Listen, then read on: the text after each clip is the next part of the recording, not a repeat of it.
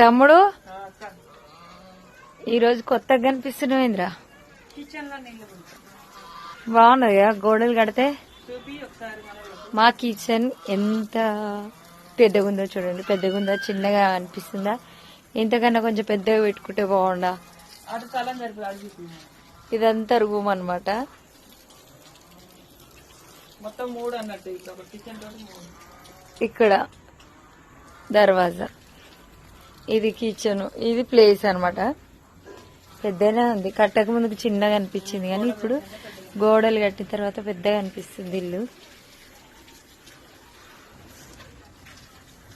ఇక్కడ నుంచి వెళ్ళిపోయే ద్వారం అన్నమాట.